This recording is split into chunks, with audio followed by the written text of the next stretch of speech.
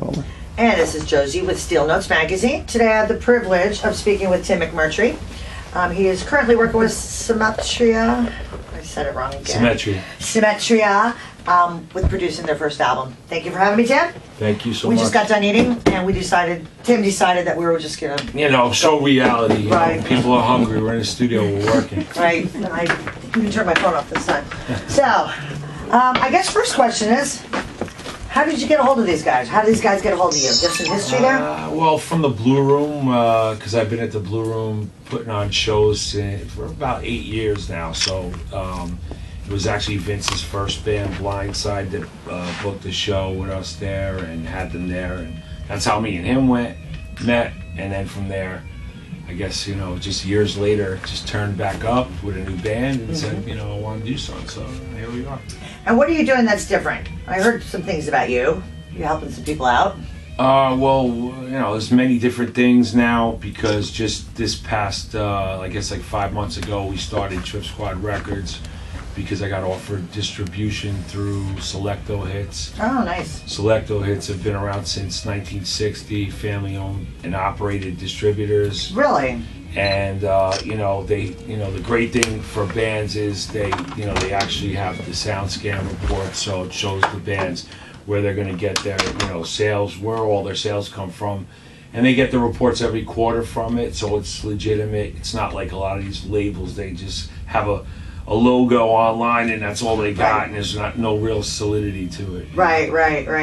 And it's Selecto? Selecto Hits, yeah, and it's they got physical distribution as well, and which is great because the guy who markets all the stuff has been doing it for 25 years and has relations with all the mom and pop stores and all the retail record stores that are still around and available across the United States. So it makes it good that he has these relations for all these years to try to force, not force, but if they won't take it, at least he could say, hey, try these guys out, take 5 CDs. Well, that was one of the questions I asked them, if they're going to have physical CD sales. And, yeah, we actually yes, make the CDs.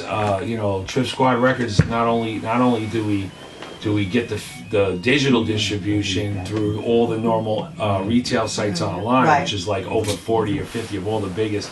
iTunes, Amazon, you name it, just the biggest ones out there that you can name.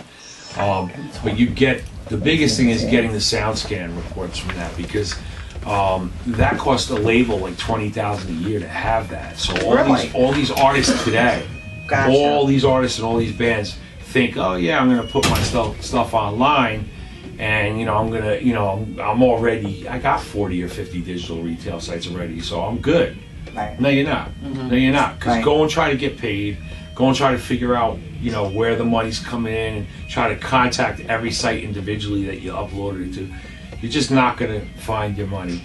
Yeah. And SoundScan is a paid-for thing, and mostly only distributors have it, or record companies, and in order to have it, it costs a lot of money.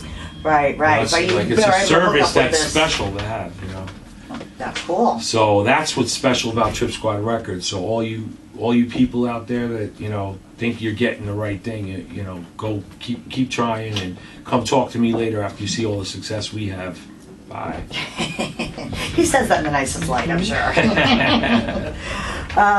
Okay, so how long have you been doing this end of it? Because I know originally you said you were in a band before. Well, producing since actually started here. On the Rhythm of Fear album in '92, Trip Squad Productions was formed in '92, which is on the record. I actually named it and said I was here courtesy of Trip Squad Productions and Rhythm Trip, which is a band, and I did 2 albums, not only co-produced, but I recorded it here. Okay. So, but Rhythm of Fear in '92 was the first record with MOD, when I was the guitar player in MOD. He was the guitar player in MOD. By the way. We skipped that part. Okay, that was in '92. Yeah. Okay. But '87 was the year I started in music, actually having a record out. I was only 18 years old, and it was USA for MOD, and this year is our 30th year reunion. How exciting! Is everybody still around? Everybody's around. My drummer is not playing anymore, so he is definitely. If there is a reunion, and there's talks of it right now, if we do anything, it will be without the drummer. But there's talks of another famous hardcore thrash crossover drummer sitting in. So you know, but we don't even know what's going on yet with this. Right. I don't. But we do know that we got offered to put out a re-release of USA for MOD remastered, and I hold two recordings, one of which is the first show we ever performed ever in New York City too, at the Ritz, which is now Webster Hall. I have that it's in '88, and I have that in my possession. I also have the demo, which we called the demo. I think it was called the demo you love to hate. But we have a demo of the first MOD, you know, all the raw material with stuff no one ever heard before, and we have it. So you know, I have all the stuff. So if it all goes down, it'll be put out through Megaforce Records. If it goes down, which was the original label that put out MOD stuff and a lot of other big famous bands like, you know, Anthrax, Raven, SOD, Testament, and just go on and on and on. But yeah, so if it comes out, it'll come out through there, and we're just in discussions about it right now, so we'll see what happens. Well, good. Make sure to keep us posted. We'd love to know a lot about that. But that's my new band. Okay, so that was the next thing. Your new band is, I don't know if you can see it, that's Full Scale Riot. Full Scale Riot, which we just did our album here about a year ago, this time, which is kind of interesting. And it came out this year, Black Friday, or last year on Black Friday. Was that for retail reasons? You know what? We didn't think of it that way. We just figured everybody's home. Everyone's home from school, from I know. I work all the time on Black Friday. No, but everybody's not even that. It's just that they're home for Thanksgiving. So the promotion up until that point was really, really solid because it actually got everyone's attention. Normally everybody's like all over, but when you're home and you're fat and you're eating and you're watching TV, it's like you're on your phone like a moron like this. So you come across buying it. So I bought something for myself. Yeah. Maybe I'll purchase it. FSR. Okay. Yeah, this is a hardcore album. It's probably one of the best albums I've ever done. Really? You know, just on a whole. The musicians on it are awesome. I was going to ask if you wanted to kind of say who they were. Yeah, I mean, you know, I got Jeff Wood in the band on bass, and Jeff played in MOD for a little while, but he also played with Dillinger Escape Plan for a couple of tours. And I got my vocalist BJ, was in Ghidra, and he's an old school hardcore kid. Everybody knows him, as well as my drummer too.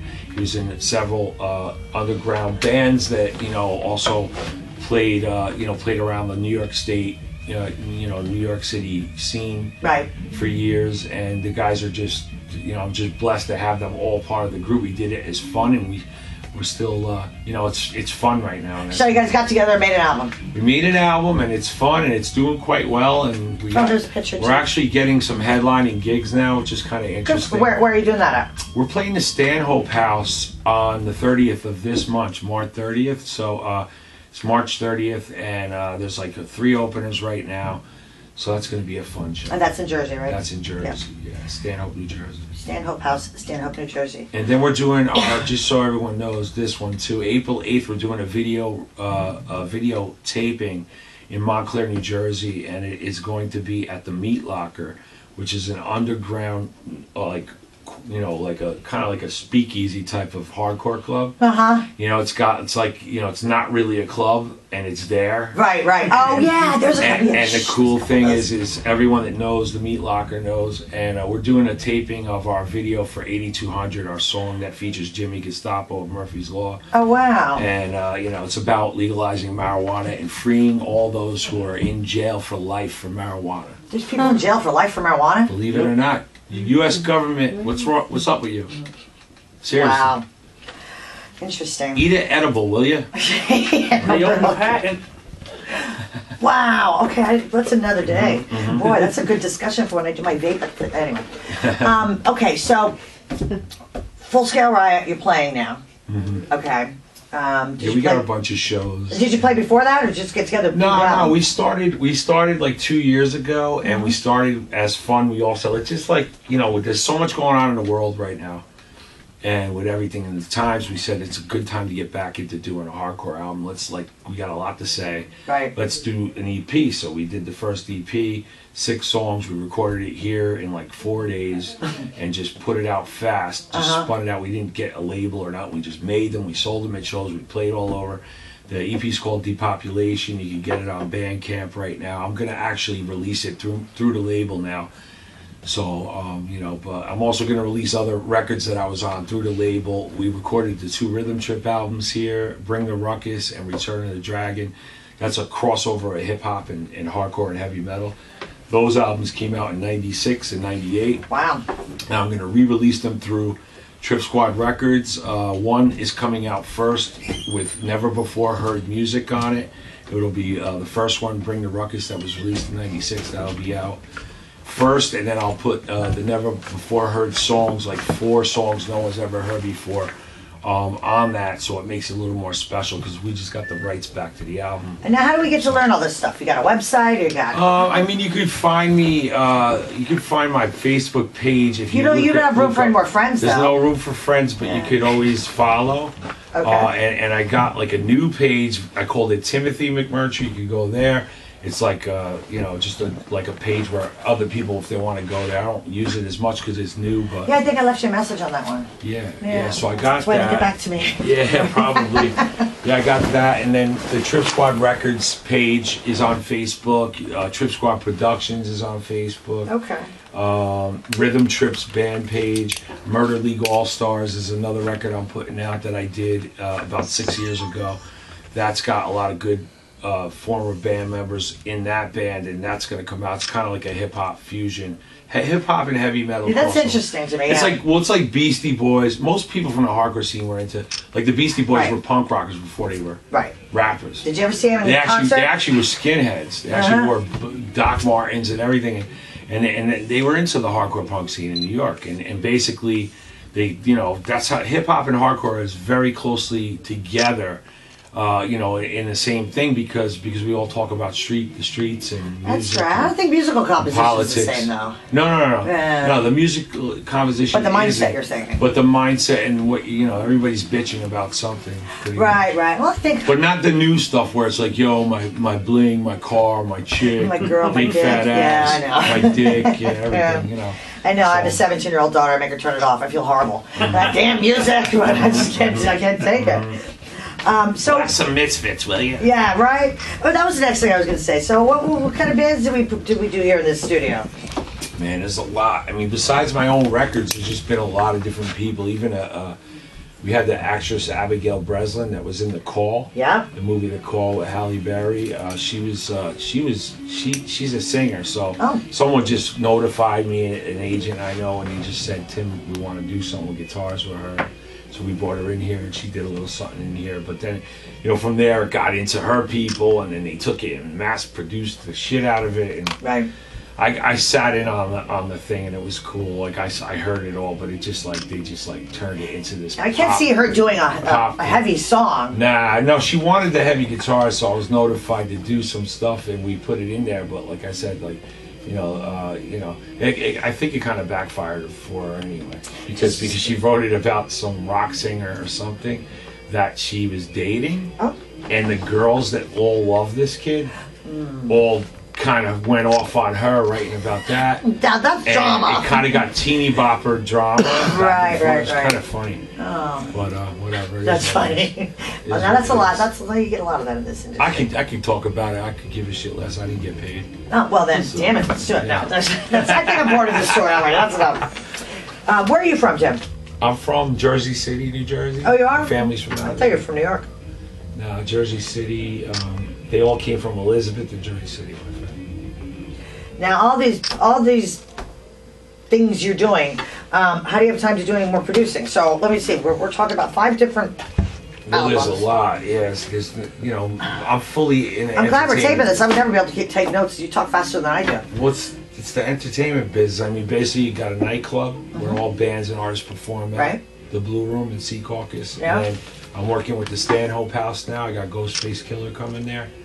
From Wu-Tang Clan, and it's my first show there, but I'm also going to be booking some hardcore shows and other shows.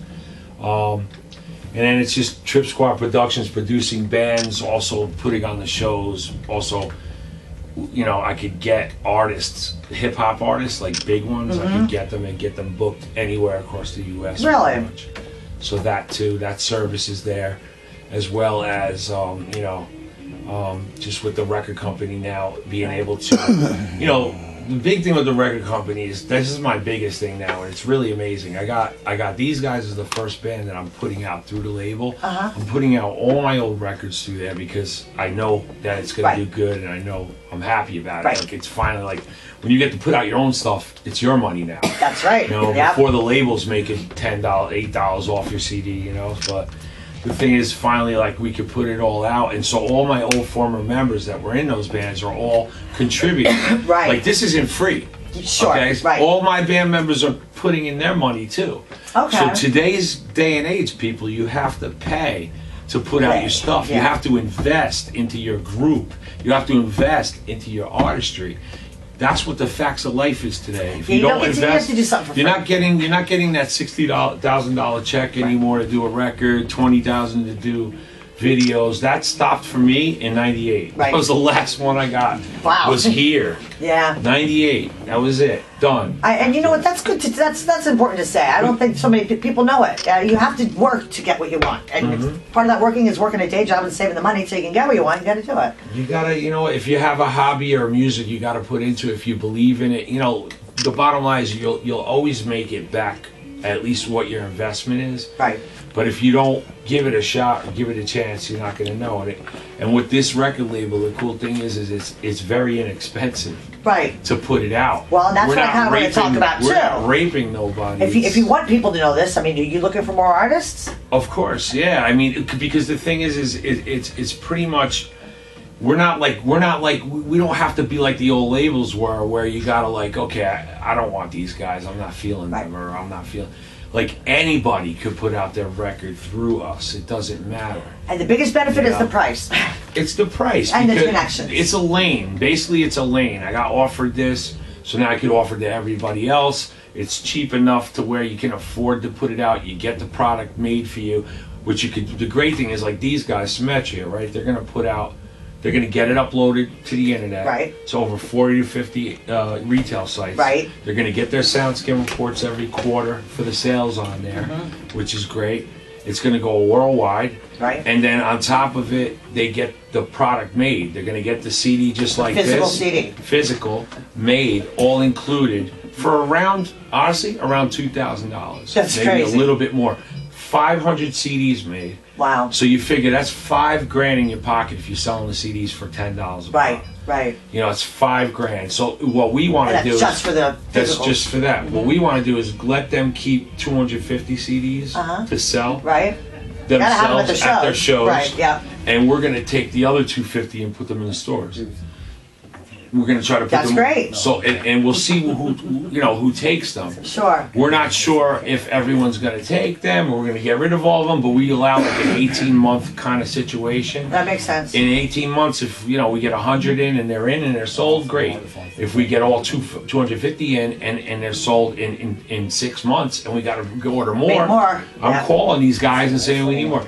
Whatever the case is, it is what it is. It's operated through a friendly musician person. It's not like you got some label douchebag, like all the douchebags I dealt with back in the day. Right. You don't have none of those assholes to deal with. It's straight up coming from musicians. Somebody's been here. Even the guy who's doing it with me is a musician. The guy who's my marketer that brought me the distribution. Oh, really? Okay. Yeah, he's a former musician. He's from Hoboken, and it's great because you got all these guys, me and him, and you got who we have. Selecto Hits, just Google them. Go look at their roster. Go look at who's got their stuff out now, there. how'd you get that connection? Joan Jett, 3-6 Mafia. I mean, those are some big names, yeah. Pretty big names, and there's other country singers and people that I don't really know, but I know I heard of them before. But just go check it out. I mean, the bottom line to me is I think you're silly if you just try to not give it a shot. We're trying to see what you can do. But there's a lot more to it. It's not just the investment of putting it at that, just putting down the money to make the physical copies, get in the store. If you can do all that, it's not going to help you if you don't acquire everything else that you need to do. Right. And I told these guys, the thing is, we got other lanes from being in the business for over 25 to 30 years with publicists, relationships, with right. So if you just give someone 500 CDs and they don't know what to do with it, they have 500 well, that's CDs. The thing. That's right. the thing. If you don't have someone to market the record, like we have other lanes where they're gonna have to pay for the services.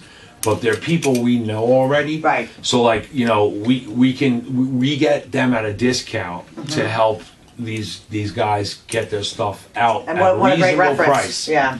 Reasonable price.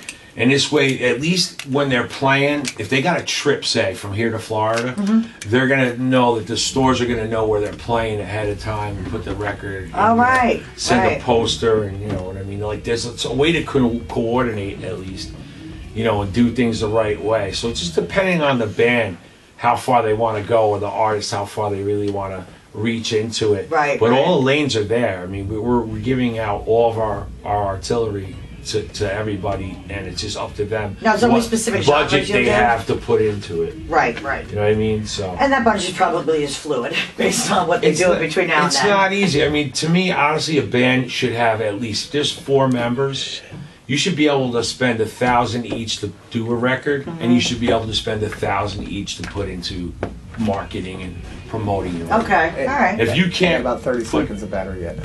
Oh. So just like you know. So if you can't put in that, then you know, to me, it's like, you know, you're just a band playing around. You're a local band. Right, gotcha. So what kind of bands would you produce, or does it matter? I only produce rock, metal, solo artists. I don't punk, hardcore, all that stuff. I don't really produce hip hop or anything like that. Oh, what about like happen country to have or the connections with it. Singer-songwriter things, stuff I like could that? do it. I mean, I could even do hip hop. I just don't typically produce it. Everyone comes to me for the For harder specific shit. things, right, sure. Metal and hardcore and all that stuff. So. Okay, and then just one other thing. Who was helping with the sound? Someone named Eric? Yeah, Eric Rachel. I mean, just Google Eric Rachel, man. See how many records he did. The Skid Row record here that went platinum. Oh, he did? It's right there on the wall. So, I mean, you know, the guy's been proven from day one, you know, and he's still here. And shit, if I've been here 25 years, he must have been here 30, 35 years probably. So how can people get your CD? They could get it pretty much anywhere. Okay. iTunes, every avenue online. Anywhere they want to get it, they can get it. All right, Full Scale Riot in Power. And go to Trip Squad Records. Thank you, everybody. I appreciate it for the time. Thank you. Thank you. Bye.